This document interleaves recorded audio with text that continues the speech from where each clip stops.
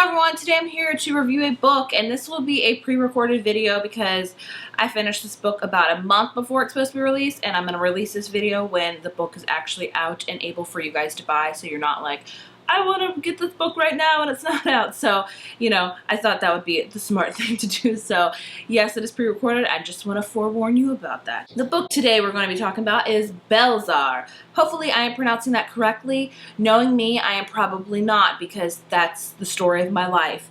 But this is called Belzhar by Meg Woltizer. Now, Meg Woltizer is a very popular adult author. I'm not sure about the books she's released, like an adult books, but I just know that this is her first attempt in dipping into the YA pond, and I, for one, am glad she did. So if you're unfamiliar with this book, I shall read you the back, and we're going to get into a hopefully spoiler-free review. Life or Fair, Jan Gallagher would still be home at New Jersey with her sweet British boyfriend, Reeve Maxfield. She'd be watching old comedy sketches with him. She'd be kissing him in the library stacks. She certainly wouldn't be at the Wooden Barn, a therapeutic boarding school in rural Vermont, living with a weird roommate and signed up for an exclusive, supposedly life-changing class called Special Topics in English. But life isn't fair, and Reeve Maxfield is dead. When a journal writing assignment leads Jam into a mysterious other world she and her classmates call Belzhar, she discovers a realm where the untainted past is restored, and she can feel Reeve's arms around her once again. But as the pages of her journal begin to fill up, Jan must confront hidden truths and ultimately decide what she's willing to sacrifice to reclaim her loss. So pretty much, that is what this book is about. And you're kind of, when you read the back, you're like, I'm still kind of hazy on it. And yeah, I was too. I really went into this just knowing that this was a boarding school book and the girl's boyfriend was dead and there would be, you know, some sort of traumatic thing with that. So yeah, let's talk about it. Overall, I did like this book. I definitely think you can fly through this. It's a contemporary, but it kind of leans on the mystery side, I would say, just because you're wondering what's going on, what really happened, and all that kind of stuff. Because throughout the whole book, you do know that James' boyfriend is dead, but you don't know how or why he died. You know, you don't know any of that circumstances. So the whole book, you're trying to be like, how did he die? Like, what happened? What caused this? And you know, the ending is definitely a shocker, I would say. I think most people would probably see it coming. I didn't personally. But yeah, overall, like I said, I did like this book. I like the boarding school aspect book. This may be my first boarding school book I've read. I don't know, does Vampire Academy count? Does Harry Potter count? They're both go to our schools for a year. I don't know. Jam, I somewhat liked. Jam was very hard to get in touch with because there was so much of her that was hidden, you know. Jam only revealed in this book what Jam Runner wanted to reveal, if that makes sense, you know. Jam didn't really lay herself out there on the line. I think there was just a lot of part of Jam's that was still hidden, and I was just like, I'm not sure about you, girl. I'm still kind of confused about her. So yeah, I was weird about Jam. Now the whole class about this book, there's this class in this boarding school called Special Topics in English or something like that, and only like a handful gets selected by said teacher. And so it's a pretty special class. Like, everybody wants to be in that class because they've heard phenomenal things about it, like things that have happened to them that are life-changing and things like that.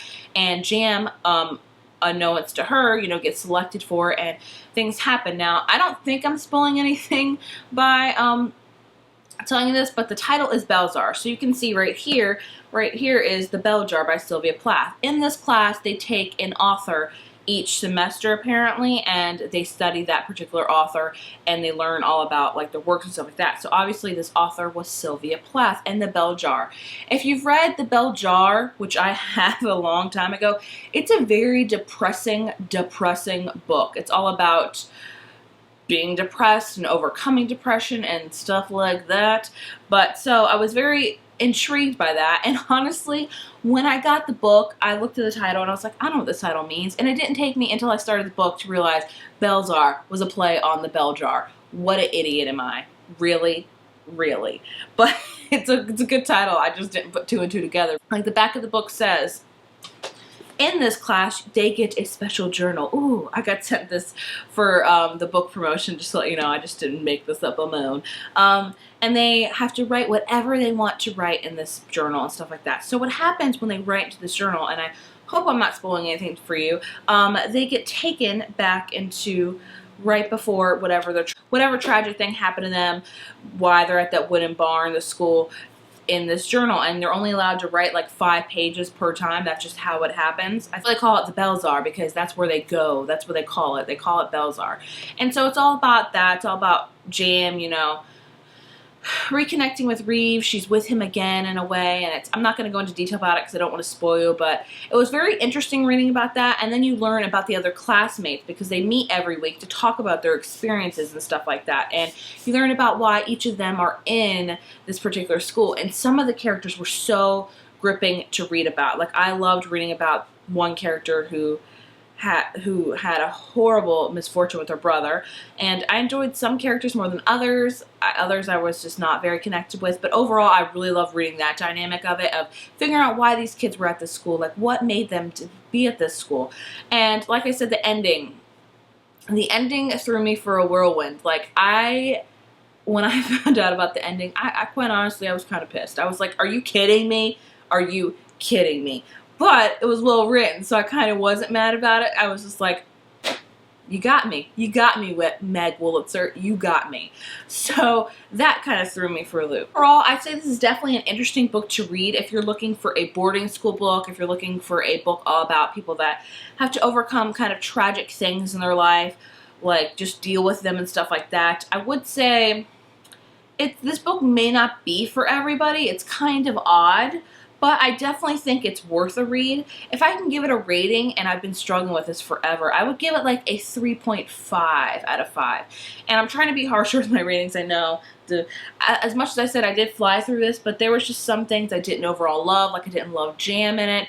I didn't love the ending as much as I thought I would. But, you know, overall, it was a good book. I did fly through it, and it was very interesting to read. I'm very glad to have read it because it was just very different from the things I usually read. If you've read this, please let me know what you thought about it, because I would love to talk to somebody about it, because right now, like pre-recording time, filming this, I don't know if that's really read it that much, so I don't know. I can't talk to anybody. But that is all for me, guys, and I will see you next time.